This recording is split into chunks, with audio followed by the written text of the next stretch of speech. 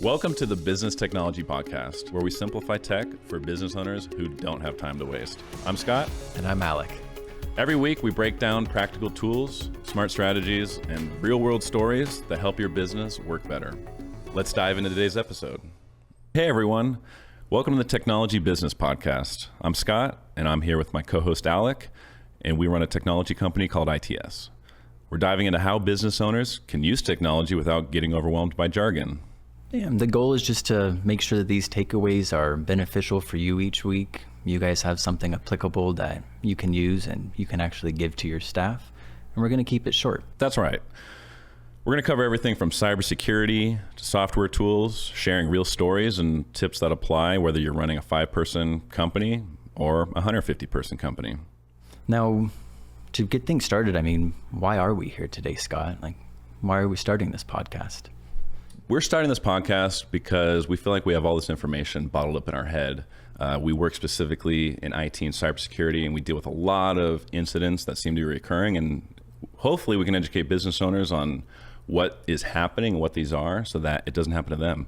Most people think that, their business is so small, they're not a target, that a threat actor has, no business going after them, but those generally tend to be the biggest targets. So for small and medium businesses, you're supporting a ton of employees and their entire families. So as the business owner, putting not only yourself and your business at risk, but all those employees and their livelihood is really something we'd like to avoid in general. So if we can take our knowledge and our in-depth perspective of IT in the cybersecurity world and break it down into digestible tips for business owners, well, we can hopefully cut back on the amount of ransomware attacks happening that don't go talked about, but we can also make businesses operate a little bit more efficiently, get the most out of their technology. We've seen some really massive changes since the post-COVID world, especially with that working from home environment. We've had to move a lot of our clients into a more flexible remote environment. So in some of our upcoming episodes, we'll talk about how we provide that, whether it's a redundancy solution, whether it's preparing for wildfire disasters, whether it's making sure that your employees are trained to identify phishing emails so that they don't click on something that puts the whole company at jeopardy because someone was just a little bit lazy on the afternoon and thought, hey, yeah, I think these gift cards from the CEO, this request seems legit. Let me go ahead and buy those right now on the company credit card. So if we can get more people aware of these stories, I think it's going to help businesses grow, and that really, I think, is part of our mission is supporting the community that we're in, as well as the people actually providing, helping the community as well. Definitely, and I think you pointed out kind of two interesting things. One being that COVID happened about 5 years ago, and technology has dramatically changed post-COVID, but also we here in Southern California had some dramatic wildfires last year. These are two things in a 5-year period that are really unexpected and a big surprise, and really threw businesses, kind of for a loop. This is, I would say, what kind of got some of us thinking that maybe a podcast forum and just getting out in front of people a little bit more would be beneficial for the community around us. There's so many tech companies around, but so often we get labeled that we don't know how to talk to people, or we're nerds, or whatever it may be. So we just like to find a way that, we can just make things a little bit more digestible, so that if those instances, those disasters, those moments ever do come up, well, hopefully we're a little bit more prepared to deal with them.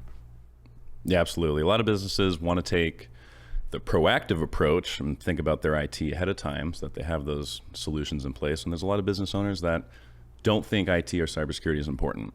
As much as we'd love to force all of the business owners around us to listen to our podcast and read our blogs and, come to our webinars, I just want to provide as many options for these business owners as possible. So I just want to give everybody a quick introduction to what some of our upcoming episodes are going to be about. Really taking these IT topics, cybersecurity topics, making them digestible and bite size so any business owner or third grader could really understand it. So some of the things we're going to be talking about are some of the sales tools that we've been using in ITS to help grow our business. Using a true CRM, using automation tools like Dripify. How do we actually evolve from maybe a classic PSA or something that was just meant to handle clients or client information to actually an automated outbound sales engine? So we view it as a piece of technology. Some people view it as sales and marketing, but it's something that we've definitely grown at our business and would love to share our knowledge about. One thing that we also talk to a lot of clients and prospects about is when to outsource IT. Typically, if you're below 150 employees, you're going to want to outsource IT. We can dive into a list of why those reasons are. But once you get above that, you are going to build your own team out in-house. But below that, it makes a lot more economical sense to find a partner or a managed service provider or another type of IT company to help position your company against cybersecurity threats or compliance or whatever sort of help desk needs that your business requires. So that's something that we'll be going into as well. One topic that gets us really excited is the use of AI in your business as well. So we're going to be going into company policies, and maybe this is a great opportunity for you to look at your own company policies and see when have you last updated it, right? Run it through the latest AI model of ChatGPT and ask what it would recommend.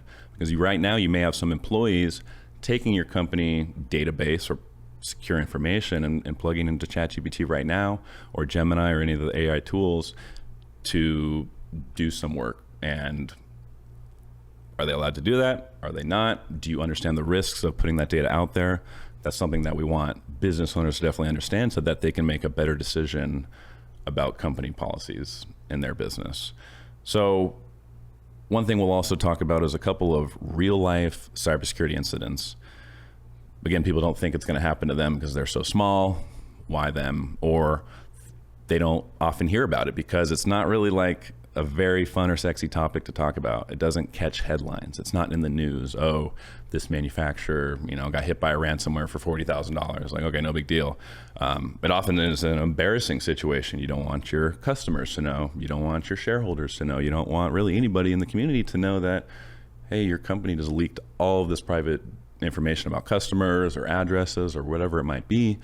So it doesn't get talked about at all. So that's something we want to make sure is talked about in a digestible way so business owners can make meaningful decisions about their technology that will affect the outcome of their business in the long run. Every business owner wants to be able to come in on that Monday morning and know that all their systems are working. You want to avoid that feeling of coming in on Monday morning and finding out, hey, nothing is online. I can't send an email. I can't log into my computer.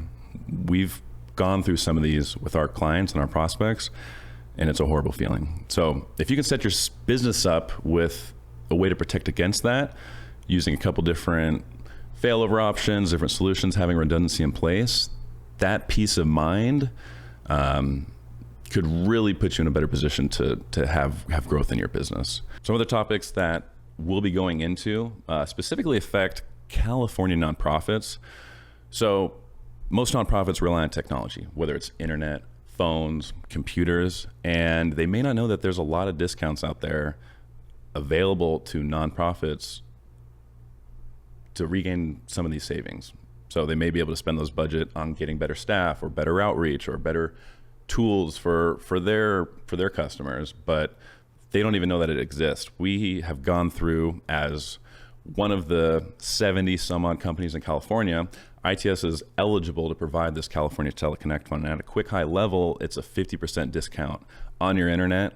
A lot of people don't even know that this is available for them. So we're going to be diving into who's eligible for that, how you can apply, and how you can work with a company like ITS to make sure that you're supported in the future and that you capture those savings.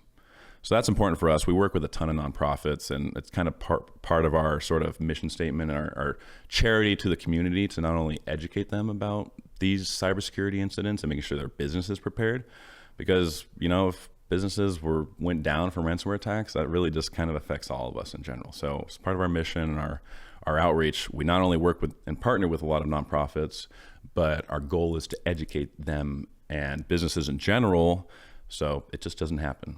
So kind of rambled a little bit about that. But but it's something that we're very passionate about, and making sure we partner with the different nonprofits in our area. We'll get into a little bit of the nitty-gritty stuff. So people have heard the magic word, the cloud.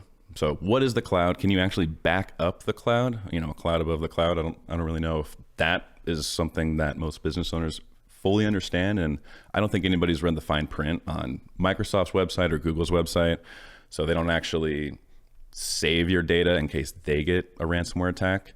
That's important for business owners to understand. So having a third-party backup so that you can always have access to your email systems, your messages, your contacts, all your sensitive company data. If you don't have a current backup, or you don't think you have a backup, it's probably important to start thinking about that right now. So we'll dive into it on a future episode and hopefully provide some insights into how you can plan and prepare yourself, and have a disaster recovery plan, or just find someone to help build that for you. And it seems like a lot of really what we're speaking of and what we're trying to, tie to is really around education in an industry that can sometimes be so confusing. I know I can speak for myself. I'm, still fairly new to this industry. And, when I first came here, there's all this jargon being thrown around left and right. And, there's new terminology. And for people who aren't, in the industry, how do you ensure that all the important aspects that you understand is actually, told to them in a way that, like you said, a third grader may be able to understand? Yeah, that skill of translating all the acronyms, all the different layers of the cybersecurity onion, and understanding all the moving parts of technology, that is a difficult skill. I think that the more successful sort of IT consultants, IT partners, are the ones that can translate those really complex topics into human language. Actual business decisions can be made by understanding the technology, but understanding how it affects things like risk, how it affects things like efficiency, right? Can you provide a more flexible, optimized environment while also being very secure? We can talk about topics like zero trust, but to a business owner, you could explain, well, if you don't need access to it, you don't get access to it, because that's what that essentially means. But without the buzzwords and the technical terminology that's in that world, we can just use, real world examples with these business owners. And for us, we do focus on specific types of businesses. In an IT world, you want to have a bunch of computers around. And if people are working behind computers, that's typically financial institutions, lawyers, sometimes manufacturers or labs. Those we have a ton of experience with dealing with their specific needs and issues that we've seen. So we can talk about what those pain points are, what those typical issues we'd like to see, and then spell it out for the business owner in ways that they understand. So that's not even like a real world example. But if you, let's say, had to talk about a hardware lifecycle report, this is something that most business owners don't even have, right? They may have like an Excel list of here's all the machines I have in my office. Here's the list of workstations and printers in Excel. Is it up to date? I don't really know. But a hardware lifecycle is something that you can just say to a business owner is like, how old are your computers? If a computer is 5 years old or older, it's going to be a slower system. And we've seen that. So a 5-year-old computer is going to add up to about 40 hours of downtime over the course of a year, just waiting for applications to load, waiting for it to boot up, things like that. That's almost a week of vacation. So if you can explain to a business owner, hey, would you rather give all your employees an extra week of vacation a year? Or would you prefer to upgrade them to a modern workstation with modern security, modern authentication? That way they can have the fastest access to tools, communication, and everything that your business needs to operate. So to a business owner, that's something that they can understand. Oh, well, I just spent a bunch of money on that workstation. Why do I need to upgrade it? It still works fine.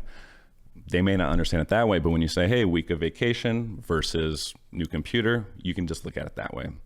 So we try to find there's metaphors. I wish I had some off the top of my head right now we've used in the past, but that really is a key to success is breaking it down into a way that business owners can understand, because they do not understand anything that we do in IT.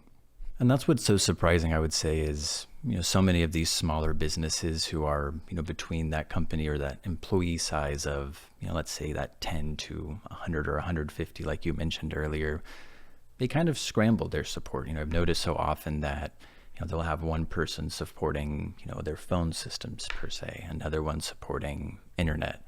They have one guy who's been working there for 20 years, and he's the only one that knows everything about their IT. And everything just seems a bit segmented.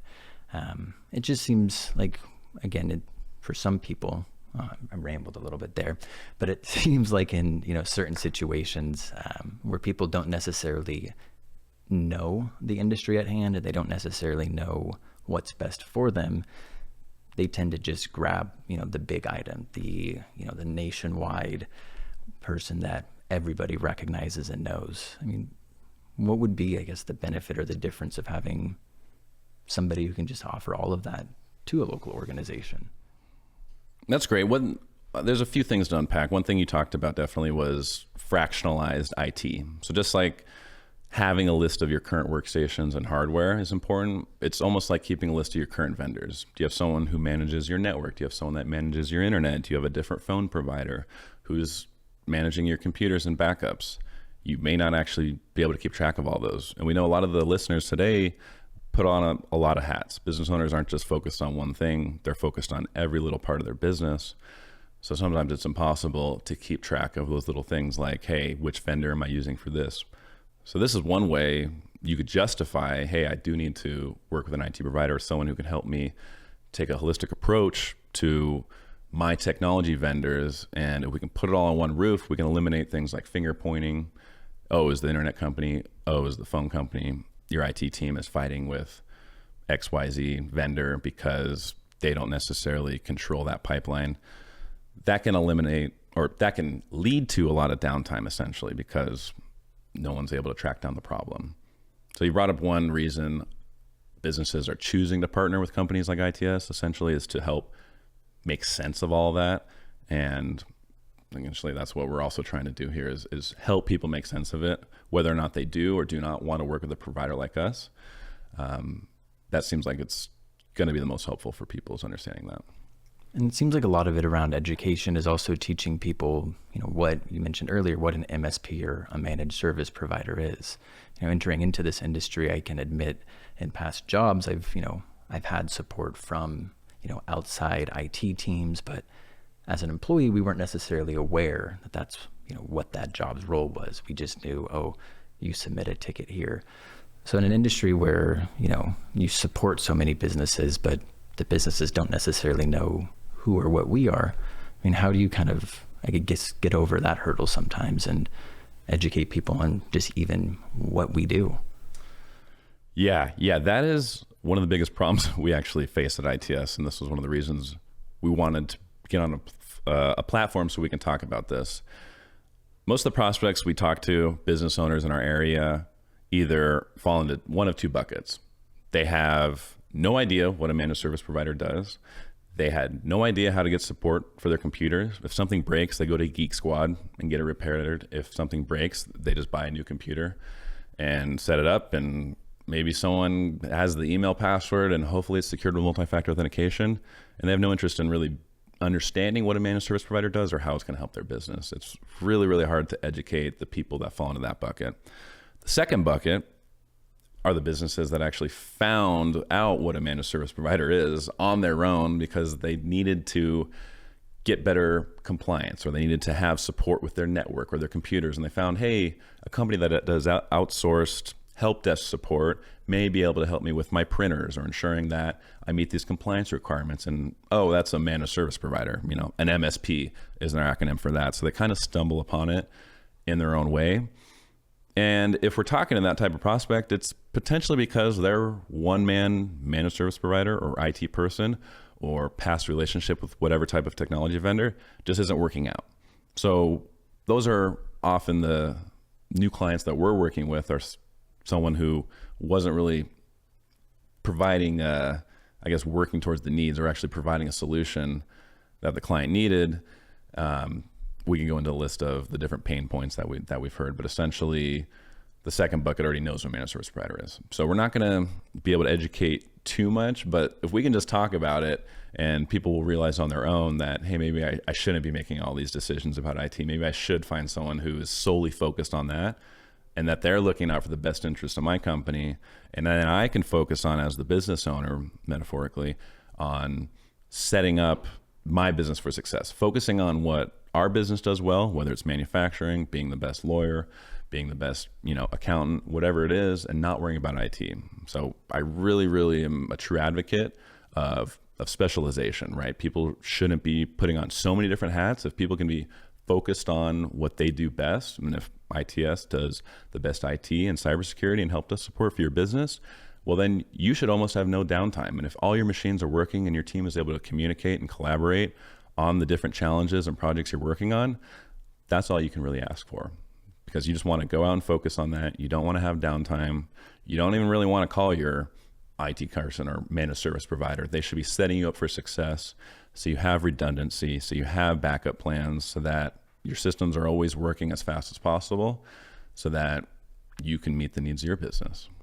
That makes perfect sense. And I would say, one thing here is, a lot of different, organizations at times, go through those hurdles where they go, uh-oh, something happened. They don't necessarily know where to point your finger, but it kind of seems like what you alluded to is, like you mentioned, those two buckets. Someone who either hasn't had that uh-oh moment yet, and they just believe that the way things are safe. And then those people who either had that uh-oh moment, or again, they were maybe a little bit more proactive and try to get ahead of things before they even had to worry about that. Yeah, absolutely. Most business owners think, it's, like I said, it's not going to happen to me, and until it does. They really, truly don't think that their business is important enough to be at risk. But setting aside some budget, some thought, and some planning for your IT is ultimately going to set you up for success. Whether or not you see that or not, we hope that through our future episodes and through our podcast, we can help educate you on what those different pieces of technology are and how you can make decisions on it. Yeah, and actual applicable takeaways that you and your whole staff would be able to use in the day-to-day. So thanks for joining us today.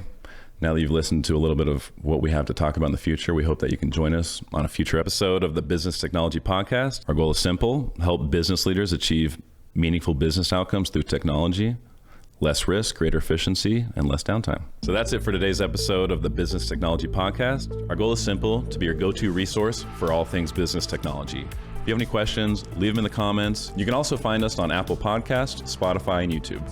If you'd like more information about ITS, you can find us on Instagram at ITS Telecom, or you can find us on LinkedIn at Integrated Telemanagement Services. Both are linked in the show notes. Thanks for listening, and we'll catch you on a later episode.